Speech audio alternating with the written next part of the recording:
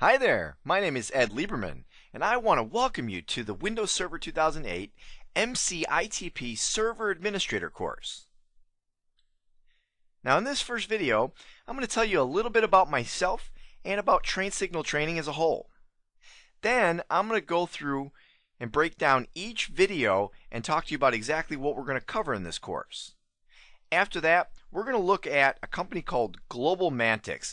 And I'm going to give you the big picture scenario surrounding this company because this is the company that I will use to help explain the different technologies as we go through this course.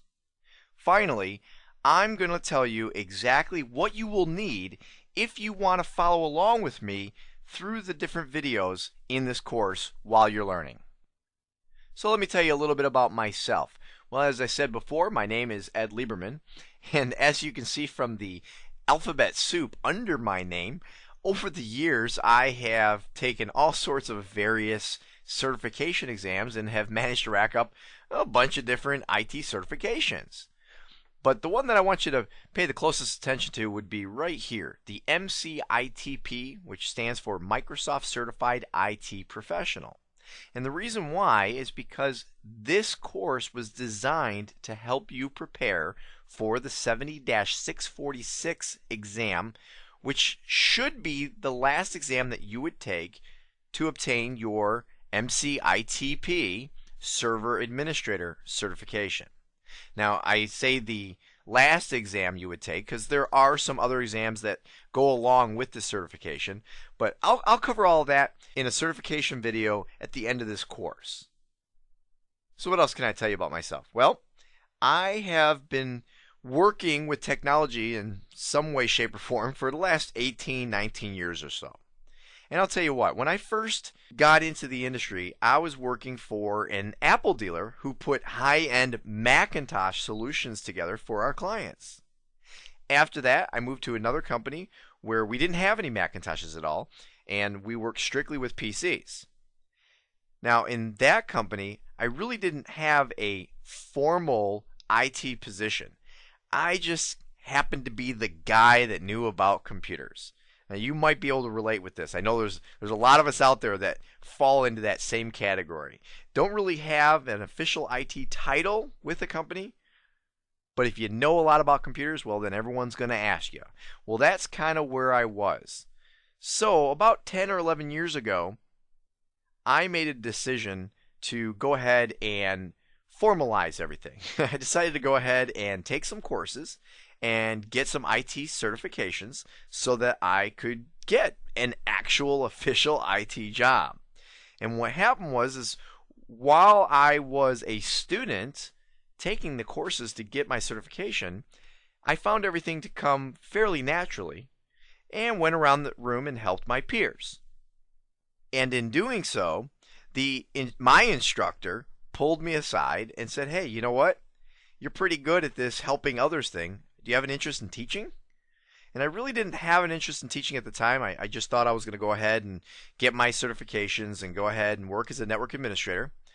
But I decided, you know what? I really do like helping people, so I'll give it a shot. Well, I gave it a shot, found that I really did love it, and that's pretty much what I've been doing for the last decade or so, is I have been primarily teaching IT professionals how to do their jobs, how to get certified, etc., etc. Now, when I'm not in the classroom, there's a couple different things that I'm doing. One is I go out and occasionally do some independent consulting for small to medium-sized companies, help them with their networking needs.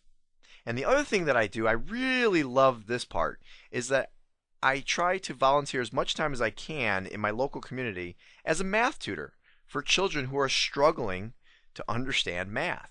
See, math is something that also came naturally to me as a child and has continued throughout my life. And I've also noticed that a lot of the children who struggle do so not so much because they just can't do math, but because they just haven't had anyone there to really show them a way to make it fun and interesting. Now let me tell you a little bit about train signal training. The first thing I want to tell you is that we use a casual training method. And what I mean by that is we don't worry so much about specific formalities that you might find with different training companies. When I taught in the classroom, I can tell you that there were a lot of formalities that we were required to do, even though as instructors we really knew that it didn't seem to have a whole lot of impact on our students. So one of the things that I really like about how we do things here at TrainSignal is that we just focus on telling you how things work and showing you how things work and letting you learn that way. Just telling you what you absolutely need to know. The second thing I want to tell you about TrainSignal training is that whenever possible, we try to use scenario-based training. And that's where I mentioned just a little while ago, and we're going to cover this next, is that Global Mantix company. Well, that's the scenario that I'm going to use throughout this course to try to help you understand the different technologies. Because we find that when you can relate it to a scenario, it will help it to sink in, rather than just reading through a book and going through the black and white. This is how things work. Here's the step by step. If we can throw a little bit of a, well, here's where you might use this, hopefully you'll be able to grasp it a little bit easier. All right, so what exactly are we going to cover in this course? Well, the video after this one, video 2, we will start off by talking about Windows Server 2008 installation and upgrade. After that, we will see how to simplify installation by using Windows Deployment Services, or WDS. Then I'll talk to you a little bit about installing a special version of Windows Server 2008 called Server Core. After that, we'll talk about deploying read-only domain controllers. Now, the last video, not in the course, but in what I consider to be kind of the first section here, will be on virtualization, where we can install many virtual computers on a single physical computer. So everything in those 5 videos is going to be kind of about installation or deployment. After that, we'll move along and talk about using group policy to simplify your network administration. Right? Once you have everything deployed, well, then we have to administrate it all. And group policy is something that we can use to help make our lives a little bit easier in that category. Then I'll talk to you about something called delegation of control, where we can go ahead and make it that you don't have to have just one person who does everything. You can go ahead and delegate out different administrative tasks to different individuals throughout a company, including, believe it or not, maybe even some non-IT employees. Then I'll talk to you about how to set up a file and print server. Then we go into data provisioning, where we'll take a look at how to make our data readily available even in a global network. After that, I'll show you how to set up a VPN server, talk to you about the network policy server, where we can actually have some control over people who are making connectivity with our network. Then I'll talk to you about Windows Server Update Services, or what's sometimes just simply known as WSUS, and how we can use it to help keep our systems up to date. Talk about using Active Directory certificate services. We'll go into backup and recovery. And we'll take a look at how to deploy terminal services. And then see how to plan for something called high availability, meaning making your servers, well, we could say always available, or at least as available as possible. Thus the name high availability. After all that, we'll wrap things up, as I mentioned a few moments ago, by talking to you about Microsoft certification as a whole. Alright, so now that we know exactly what the technologies are that we're going to talk about in this course, let's go ahead and talk about this Global Mantix Corporation, which we will use to help explain some of the technologies throughout the course. Now, I will tell you, this is just going to be a generic overview of the company, and as we go through each video, I will give you more specifics that relate to that specific technology. So, just to give you a little bit of background behind the company, Global Mantix is a worldwide securities brokerage house headquartered in New York, but they also have 3 satellite locations. They have one in Chicago, which they use for the Chicago exchanges, one in Tokyo for the Asian markets, and then a small branch office in Dallas, which was created because the boss is a native Texan and really doesn't like being in New York. He wants to be home in Texas. So that's what the Dallas office is primarily used for. Now, there are currently 640 employees scattered throughout the different locations. So this is kind of a medium to large size company. 500 of these employees are in the New York headquarters. And then 50 are out in Tokyo, 80 in Chicago, and then like I said before, we have the small Dallas office with just 10 users. Now there are also 12 mobile users who will travel all around the world, accompanied by their faithful laptops, of course. Now 5 of the 80 users in Chicago will telecommute from their homes. Now, if you're thinking, huh? What did that all mean? Let me see if I can make this a little bit easier for you. There we go. Put a picture on the screen, right? So up here we have the New York office where we have 6 servers and 500 Vista clients. And then down here in the Chicago office, we have 3 servers running with 75 Windows XP clients. And then, of course, here are the 5 telecommuters. And if you're not familiar with the term telecommuter, all that really means is that they work from home and they need to some way, somehow make connection into their local office from home. Okay, but that's what telecommuter means, is working from another location than the actual office.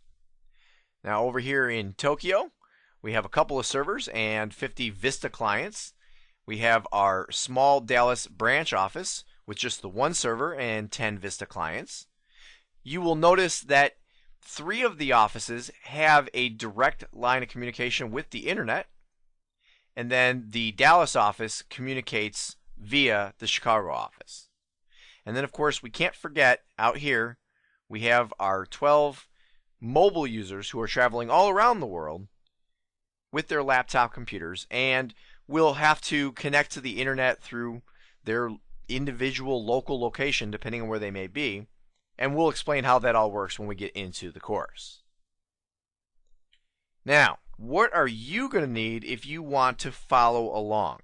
Well, you will see on my desktop as we go through this course these 14 different computers. Now, these are 14 different computers which are kind of a representation of the 640 that we have throughout the Global Mantics network. Now, you don't need to have 14 computers to follow along. You will need a handful, and this handful can be done through virtualization if you're familiar with that. And if you're not, well, you could also go to the virtualization video and I'll explain it to you. Now, something I will share with you when we get into the installation video is that primarily what you're going to need is you're going to need a domain controller for New York, 1 for Chicago, and 1 for Dallas. Okay, and those are going to be kind of your 3 core computers that you will run throughout most of this course. And then each of the rest of these we may bring into the picture as we go through the course and even revisit a computer now and again. As a matter of fact, I will tell you what, this guy right here, New York Member 1, is another computer that I know that we will use many times throughout the course. Now, I will go over this in more detail when we go into the next video with installation, because we'll actually install New York DC1. We'll actually get that going right from scratch. So really, what do you need? Well, you either need a handful of 4 or 5 computers that you can use. They don't have to be super high-end computers. Obviously, the faster they are and the more resources they have available, the easier this might be. But as long as they meet the minimum requirements for Windows Server 2008, you're okay. Now, if you don't have 4 or 5 computers laying around, well, you just need 1 decent computer which would have the resources to allow you to run 4 or 5 virtual computers. Now, this is the actual desktop to the computer that I'm working on right now. And I wanted to show you this because I had mentioned that you will see these different icons, I think it's 14 different icons on the screen. And what these are shortcuts, basically. They're not technically shortcuts. They're called remote desktop connection icons. And these remote desktop connection icons represent a connection that I will remotely make to each of the various computers when we need to access them. Now, if you don't understand what all this means, don't worry, because I'm going to actually go over that with you as part of the course. But I just want you to understand what you're looking at as you follow along with me in this course.